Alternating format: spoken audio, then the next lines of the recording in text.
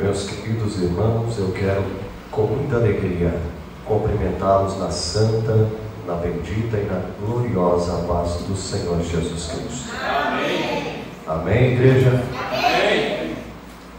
Eu não vou perguntar quem está feliz aqui, ficou nítido, né?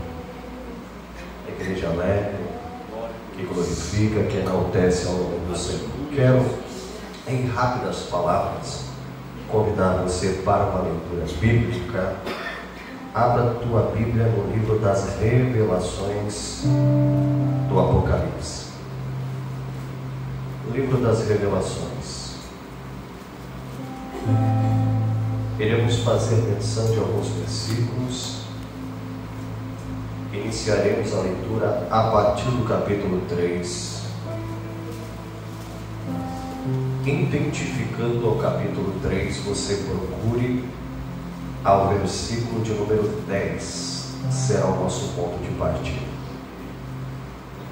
Tributamos a Deus toda a honra, toda a glória e todo louvor pelos séculos dos séculos. Louvamos a Deus pelo privilégio de aqui estar. Pastor Ademir, não posso deixar de agradecer o privilégio do convite. A gente tem que tomar cuidado quando está gravando, mas eu me sinto à vontade nessa casa. Amém. Nós moramos a poucas quadras daqui, e como é gostoso pegar a família, sair de mãos dadas, caminhar um pouco, visto o ritmo de vida que levamos, e chegar aqui e poder encontrar uma atmosfera tão boa de se adorar. Glória a Deus. É magnífico poder estar aqui hoje compartilhando desses momentos com a igreja. Cumprimentando o pastor Ademir, nós cumprimentamos também a todos os demais obreiros da nossa retaguarda, que serão nossos intercessores da ministração da palavra de Deus à igreja do Senhor. Apocalipse capítulo 3, versículo de número 10, diz assim: porque tu guardastes a palavra da minha paciência, eu também te guardarei preste atenção nessa expressão, da hora, da tentação que virá sobre todo mundo, para provar os que habitam sobre a terra. Versículo 11 diz: eis que em breve eu venho, retém o que tu tens, para que nenhum homem tome a tua coroa. Capítulo 4, para encerrarmos a leitura. Continuando a leitura, capítulo 4, a partir do 1, diz assim: depois disso eu olhei, e eis uma porta estava aberta no céu, e a primeira voz que eu ouvi era como que se fosse uma trombeta falando comigo, que disse: sobe aqui e te mostrarei as coisas que acontecerão daqui para frente. E imediatamente eu estava no Espírito, e eis que um trono estava posto nos céus, e assentado no trono, aquele que estava assentado era semelhante à aparência de uma pedra de jaspe e de sardônica, e havia um arco-íris ao redor do trono, pelo que parecia uma esmeralda. 4 para terminarmos. E ao redor do trono haviam 24 tronos, e sobre os 24 tronos eu vi 24 anciões assentados, vestidos de vestes brancas, e eles tinham sobre suas cabeças coroas de de ouro. Quantos podem adorar a Deus por essa palavra? Pode se assentar, adorando e exaltando ao nome do Senhor.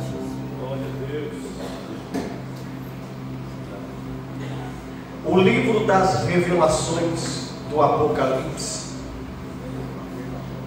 é sem dúvida uma das maiores indagações cristãs que existe. A dúvida que se tem acerca desse livro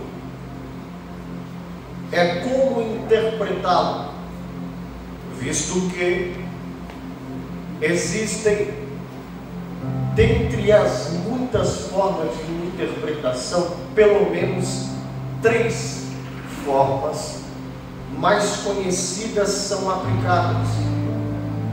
E quando você se converte, você não tem um conhecimento bíblico, teológico, para conseguir identificar qual é a melhor linha de interpretação.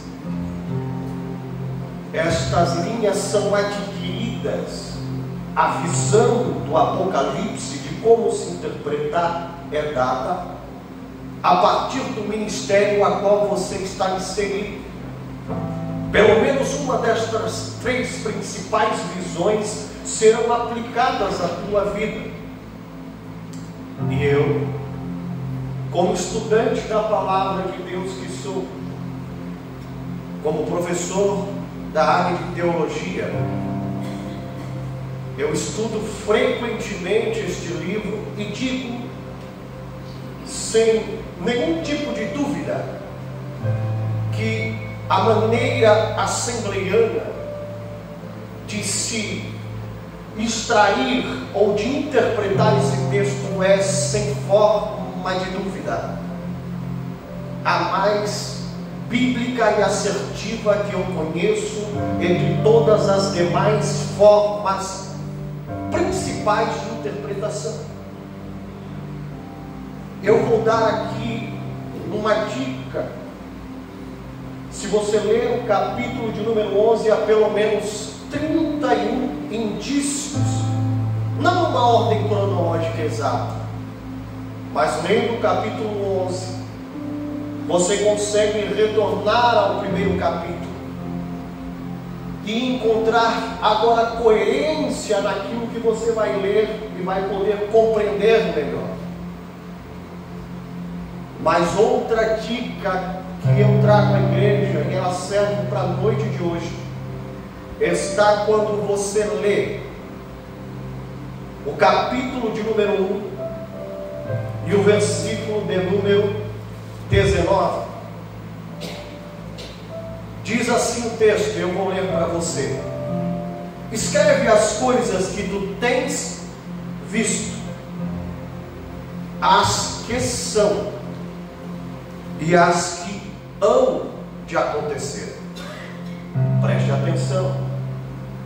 Há, por intermédio de Jesus Cristo, a dica para você entender esse texto, para você entender o livro do Apocalipse. Ele diz: escreve, João, as coisas que viste, passado, as coisas que são, presente, e as coisas que breve hão de acontecer. Entendemos a partir desse versículo que podemos olhar para o livro do Apocalipse então de 3 maneiras peculiares.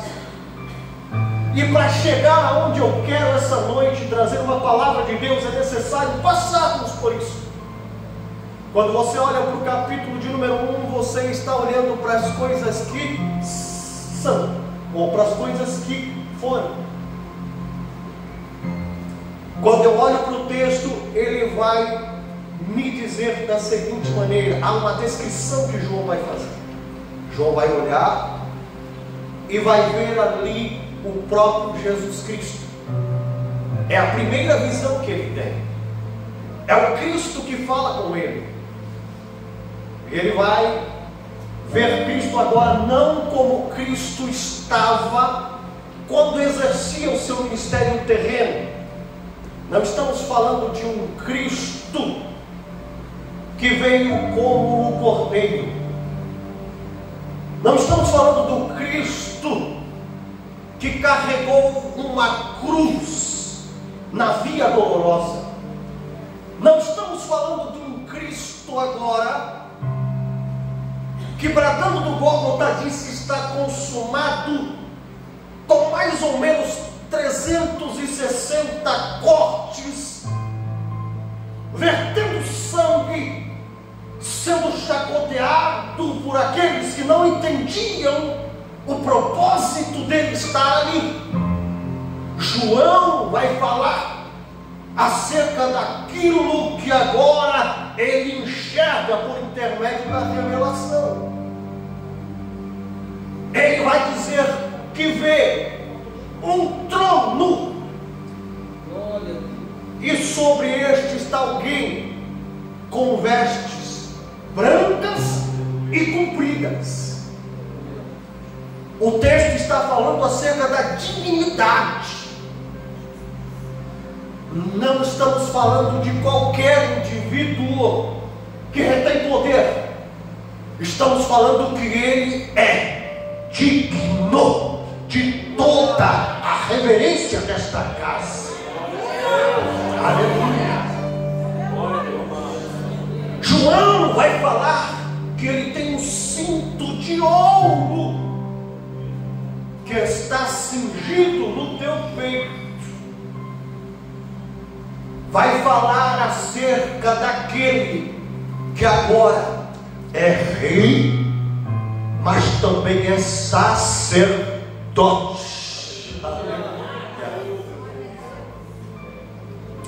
Vai falar que os seus cabelos são brancos como a neve, ou como a pura lã, falando de sua eternidade. Não estamos falando que o sacrifício foi um remendo em um pneu furado. Estamos falando que antes que houvesse o primeiro segundo no relógio, ele já era de eternidade em eternidade, como segunda pessoa da Trindade, como Salvador da humanidade, como Cordeiro de Deus e como Leão da tribo de Judá. Não é uma invenção humana estar aqui hoje. Não é algo tirado do intelecto do homem.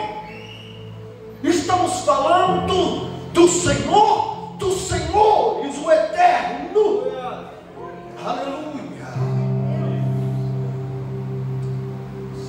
João vai dizer que os seus pés são como latão reluzente, refinado em uma fornalha.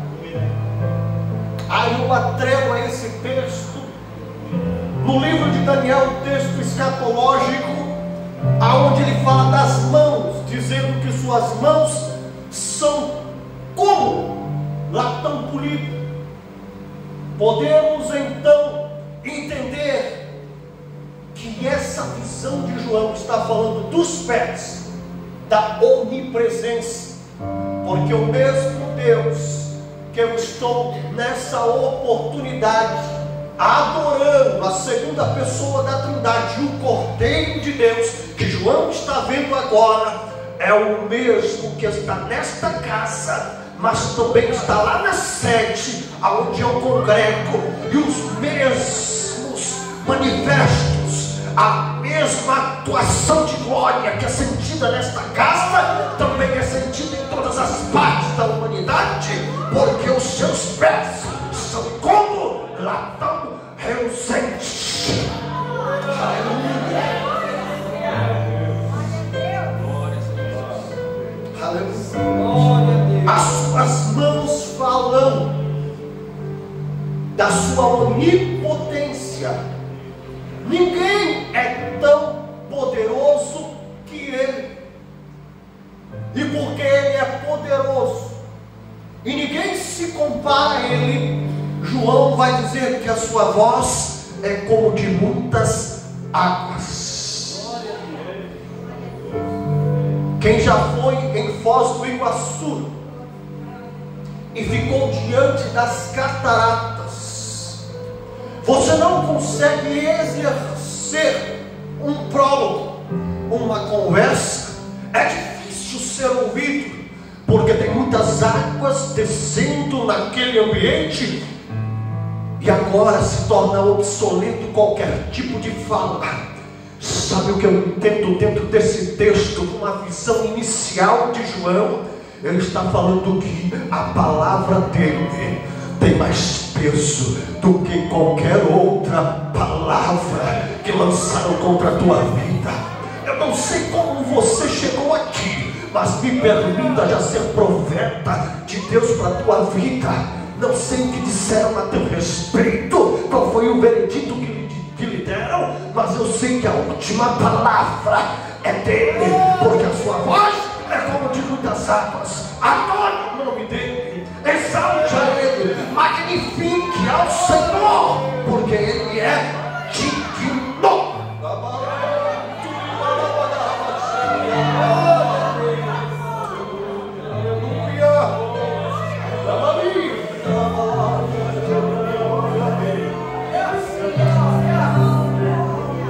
É dele a última palavra. É dele a última palavra. Se você quiser ser profeta de Deus, você pode. Vira e diz, porque alguém precisa ouvir da parte de Deus para trazer essa palavra para você. A última palavra é dele. Fale para alguém que está do teu lado. A última palavra é dele. Às vezes estão achando que estão diante de qualquer personalidade, estão degringolando o Evangelho de Deus, achando que é qualquer coisa, que estar aqui é simplesmente uma mera reunião. Mas João, quando vê ele estando clausurado na ilha de Patmos, João está sendo perseguido por causa do Evangelho, foi deixado na ilha para morrer, isolado. Agora ele vai ver ele, que tem na sua boca como que uma espada afiada de 2 gumes. Sabe por quê? Porque ele tem autoridade para julgar quem se levanta, quem quer se opor à igreja, quem quer fazer alguma coisa contra os escolhidos de Deus, receberá na hora certa o juízo do Todo-Poderoso. Aleluias. Aleluias. A gente entra dentro de um texto desse e você tenta manter a maior coerência possível para ministrar, mas é impossível chegar aqui e não se empolgar com um texto desse, não sentir a presença de Deus e se sentir abençoado em todos os aspectos.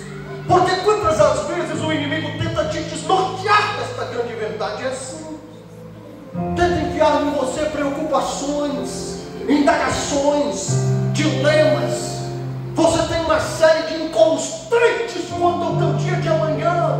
Pessoas estão entrando em depressão por causa de pequenas coisas e não sabem o benefício que receberam, a dádiva da graça, a quem servem e a quem adoram. Mas nesta noite você tem a oportunidade de olhar para um texto da Bíblia Sagrada. Eu não vim aqui pregar casa, nem carro. Eu vim aqui falar do meu Senhor, que veio para que você fosse para as mansões celestiais, para morar com Ele. Aleluias, aleluias, aleluias, aleluias, aleluias, aleluias, aleluias, aleluias, aleluias, aleluias, aleluias.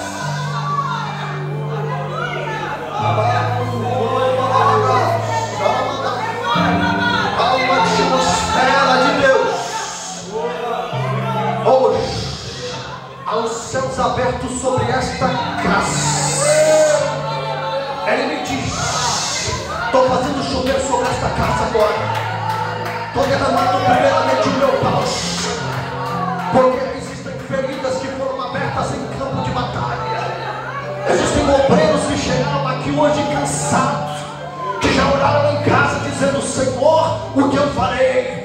Ele está dizendo para você hoje: filho meu, eu sou o Senhor Todo-Poderoso, mesmo que apareceu a João e me revela de dentro desta casa para te dizer: a minha graça te basta.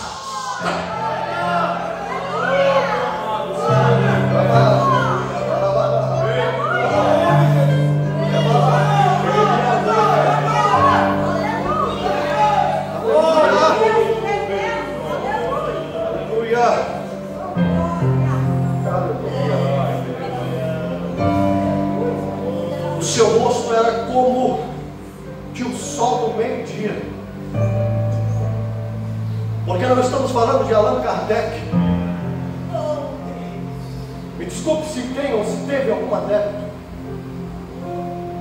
Nós estamos falando do precursor do Espiritismo. Nós estamos falando de Siddhartha Gautama, o Buda. Nós estamos falando do Filho de Deus, a exata expressão do Deus Criador dos céus e da terra, uma face que ninguém se assemelha em glória, poder ou majestade. Aleluia. A visão é tão gloriosa e eu preciso continuar, o tempo não me ajuda.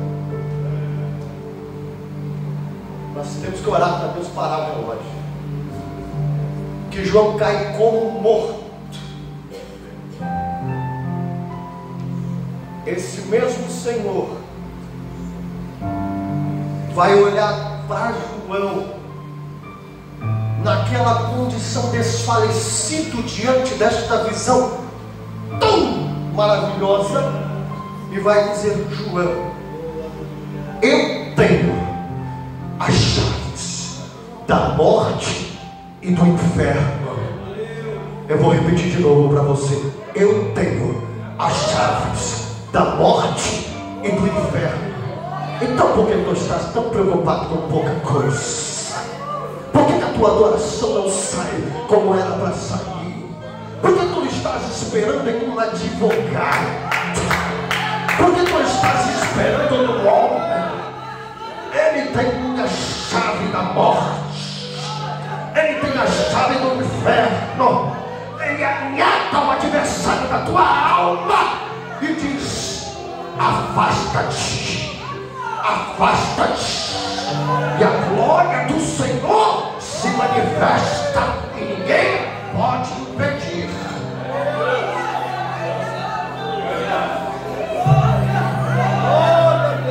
E aí chegamos no capítulo 1, versículo 19, e ele vai dizer: João, já que você escreveu o que viu, escreve as coisas que são. E o que é que são? Ele começa até o capítulo 1, versículo 19, nós vemos ali, agora ele falando das coisas que foram, que aconteceram. Capítulo 2, capítulo 3, ele vai falar das coisas que são. E ele vai escrever, fala: João, escreve.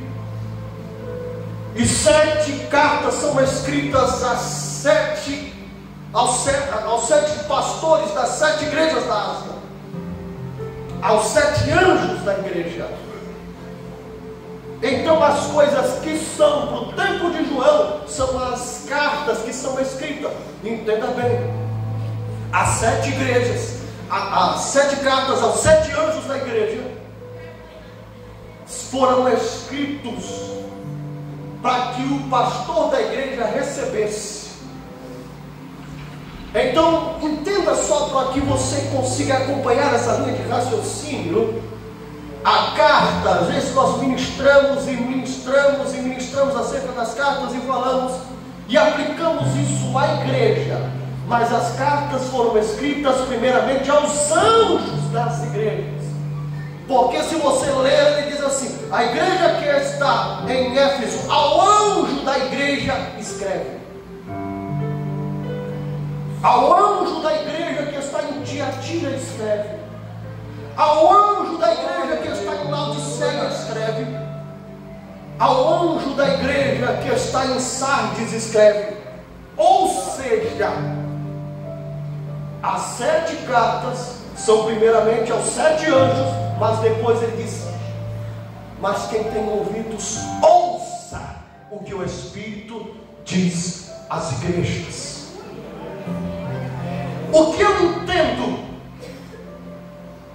O próprio Senhor está preocupado com as coisas que são ao culto, como ele deve recorrer, como ele deve acontecer, e ele vai falar de problemas que estão agora intrínsecos dentro dessas 7 igrejas, mas estão intrínsecos dentro dessas 7 igrejas. Você tem que prestar atenção por causa do obreiro da igreja primeiro. Porque primeiro ele escreve ao anjo da igreja. Então, a igreja de Éfeso, ele diz: deixastes o primeiro amor. Mas quem deixou primeiro o amor de Deus? Foi o anjo da igreja. Porque toda a obra de Deus tem que ser feita com extrema reverência, com muita atenção e zelo por todos os departamentos que aqui estão. É a igreja que deixa o primeiro amor, porque alguém que estava na liderança deixou primeiro o amor de Deus. Aí depois ele vai dizer: a igreja que está em Tiatira. O que essa igreja fazia? Tolerava Jezabel. Mas primeiro o obreiro começou a tolerar Jezabel. A igreja que está em Sardes, o que acontece? Está morto. Mas primeiro o obreiro morre. A igreja que está em Laodiceia está morta. Mas primeiro o obreiro é que estava morto. Nós somos o espelho da igreja. Há um adágio que diz que se o pastor senta, a igreja deita. Quando olhamos para uma igreja que não tem amor, é porque o obreiro perdeu o amor. Quando olhamos para uma igreja displicente, é porque o obreiro está displicente na obra de Deus. Mas quando chegamos em um culto, aonde existe uma atmosfera de adoração, aonde nós encontramos pessoas com reverência pela palavra de Deus, aonde o maior percentual de membros que frequentam a uma aula de ensino estão dentro desta casa, é sinal de que existe alguém que é o anjo da casa, que agrada ao coração de Deus, e Deus se agrada da igreja.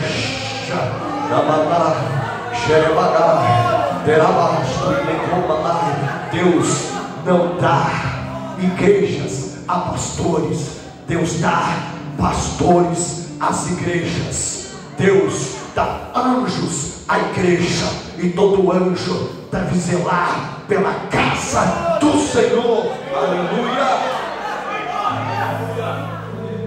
Aleluia. Glória a Deus. Aleluia.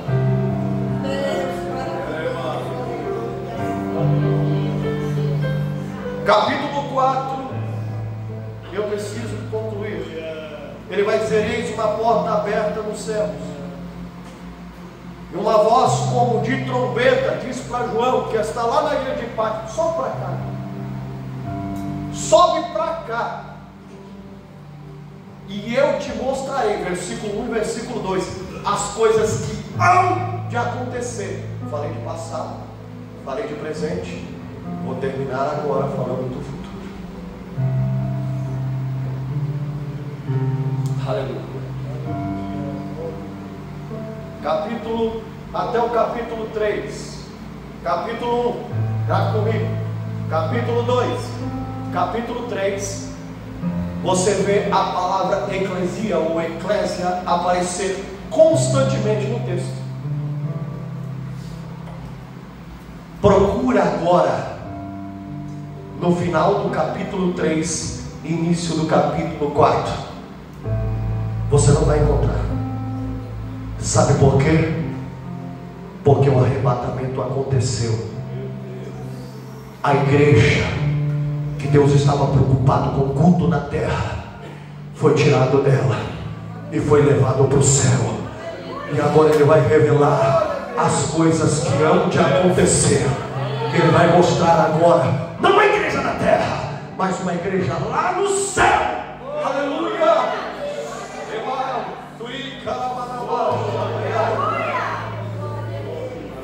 E Ele vai dizer assim, capítulo 3, versículo 10: porque guardastes a minha palavra, eu te guardarei. Eu disse lá no começo da leitura, preste atenção na expressão, da tentação que há de vir sobre todo mundo e sobre todos os moradores da terra. Agora veja bem, se Ele dissesse no capítulo 3, versículo 10, eu te guardarei na tentação que há de vir, então significaria que quando a grande tribulação viesse, a igreja passaria pela grande tribulação. Mas Ele está dizendo, te guardarei da grande tentação que há de vir sobre o mundo e sobre todos os moradores da terra. Ora, se é sobre todos os moradores da terra, então a igreja não está mais na terra, a igreja está no céu. Quantos desejam o céu? Adore a Ele nesta noite. Aleluia! Aleluia! Quem sabe você está preocupado com emprego, com casa, com carro. Se preocupe se teu nome está escrito no livro da vida, se você é um obreiro de valor que tem feito a obra de Deus para ser chamado de anjo na casa de Deus. Se preocupe se você entende soteriologicamente o que Cristo fez por você. Se preocupe com aquilo que está reservado para a igreja, porque Ele não diz se darão de acontecer, ou quem sabe acontecerão. Ele diz que breve hão de acontecer, vai acontecer o arrebatamento da igreja. Quantos querem fazer parte dele agora? Porque a doença não vai te segurar. Não tem aquele que mata o corpo, mas tem aquele que pode lançar a alma no inferno. Eu lembro da conversa que tive com meu pai dentro de um veículo vindo da cidade de Cascavel. Há pouco tempo foi diagnosticado por uma doença e o médico deu a última palavra dizendo: não tem jeito mais, vai para casa, medica e espera acontecer. Eu vim dentro do carro, as primeiras palavras foram difíceis, mas o Espírito Santo me tomou no volante, me direcionou e disse: pai, até agora o Senhor se preocupou com o corpo, se preocupa da agora para frente com a alma, porque aonde tu estarás quando desceres a lágrimas, aonde tu estarás quando a trombeta soar, aonde tu estarás quando a igreja for tirada desta terra.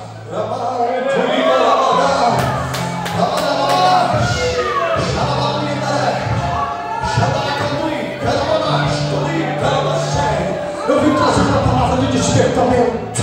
Acorda, igreja, desperta, igreja, desperta tu que dores, porque Jesus vai voltar, vai voltar, vai voltar, vai voltar.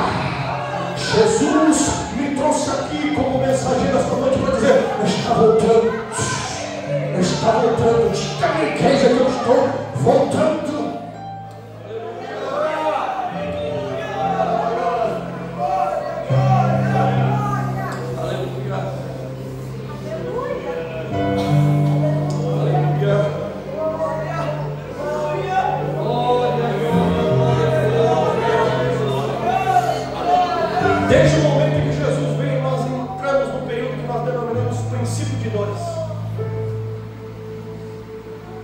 Logicamente nós conhecemos que a volta de Jesus se dará em um momento que nós chamamos angústia das nações. A palavra angústia, dentro de uma visão etimológica, significa incapaz de achar uma porta. O arrebatamento acontecerá em esse momento em que a igreja não encontrará mais escape para a direita, não encontrará mais escape para a esquerda. Os servos de Deus procurarão uma porta e não encontrarão, como João estava na ilha de Pátimo, que ilustra bem como será o arrebatamento da igreja. Colocaram lá e falaram: sai dali agora. Durante o dia estava em uma ilha e saía para procurar alimento. Durante a noite, para fugir das feras, vinha, subia numa pedra, segundo a tradição, e deixava agora a maré subir.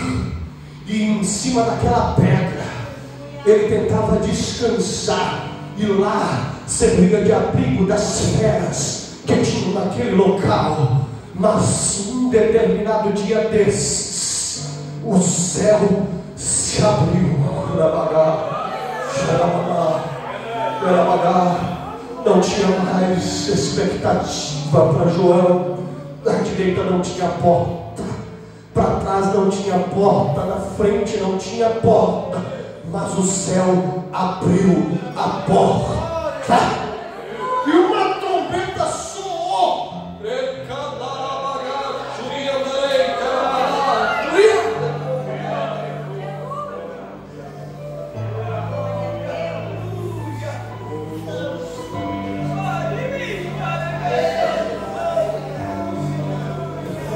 Tu não vai ficar sofrendo, não.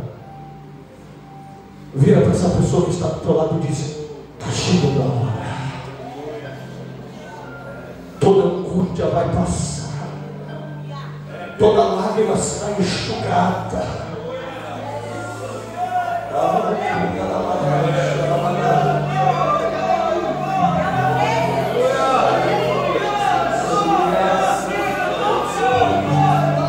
E os mortos em Cristo ressuscitarão primeiro, e depois nós, os salvos, seremos transformados. Em quanto tempo? Num abrir e num piscar de olhos, 3 milésimos de segundo. Toda essa natureza falha, toda essa condição dolorosa, para levantar da cama aos 42 anos de idade, já está travado. Eu é que sei as dores que eu sinto. Vocês estão risados, não estão na minha frente.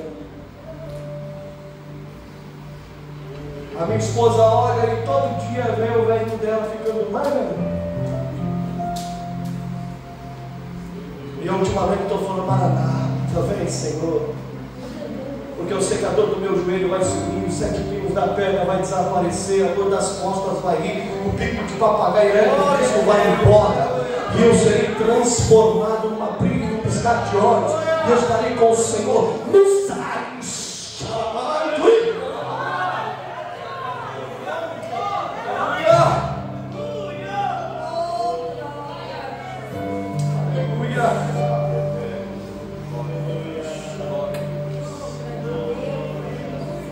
Apocalipse 4:4, eu vou terminar aqui.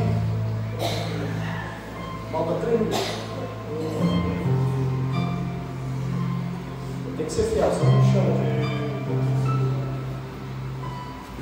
Vai falar de 24 anciões. Você terminou o texto aí comigo.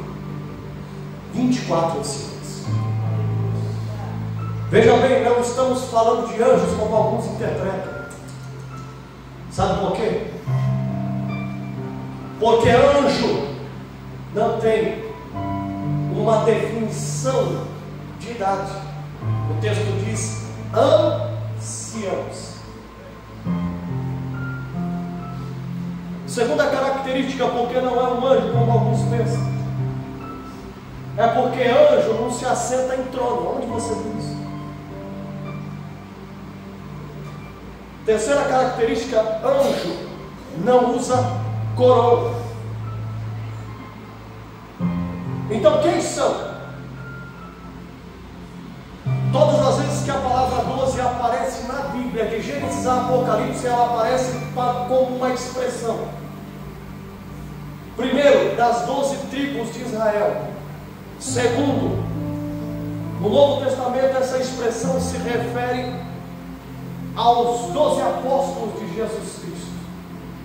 Quando você vê os 24 anciões em Apocalipse 4, versículo 24, nós estamos vendo ali, sabe o que? A igreja no céu, composta tanto por judeus quanto por gentios. E como você estará lá, haverá na tua cabeça uma coroa. Apocalipse 2:7, Apocalipse 2:10, Apocalipse 3:11. Guarda a tua coroa. É por isso que não está falando de anjos, está falando da igreja lá no céu, com vestes brancas, lavadas no sangue de Jesus Cristo, assentado em tronos. É a igreja no céu, não é nada, não é outro senão a igreja do Senhor. Se coloque de pé. Glória a Deus. Glória, glória, glória a Deus. Para o teu povo.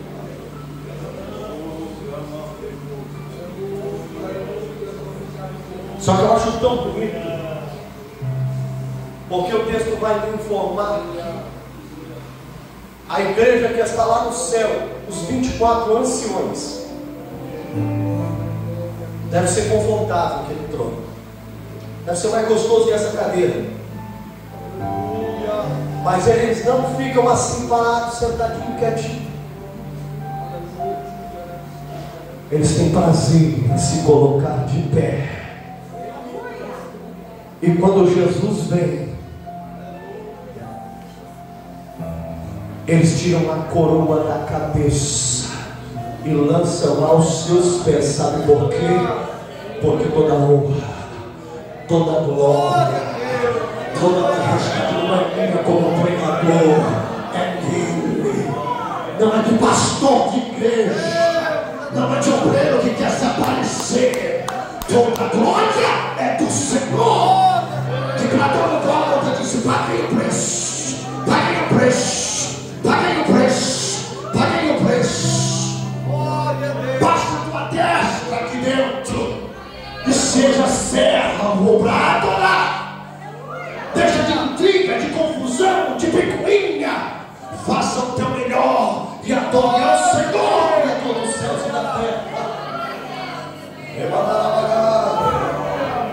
Senhor Deus e Pai, o nosso tempo se fundou, mas aquilo que Tu colocou ao meu coração eu estou entregando. Poderíamos falar muito mais, ó Deus, mas o que mais me alegra é que Siddhartha Gautama não pode vir buscar, ó Deus querido, os budistas. Allan Kardec não pode vir buscar os espiritistas, mas o Senhor dos Senhores, que matou no Gólgota, que diz está consumado.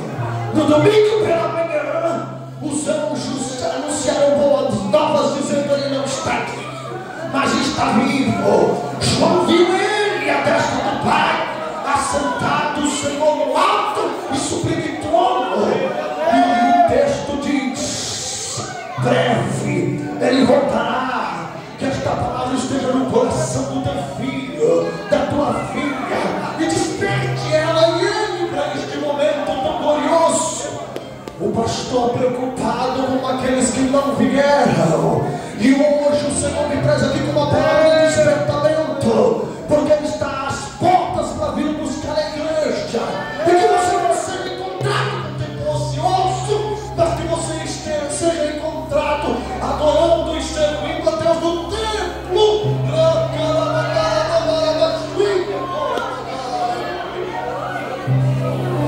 Aleluia.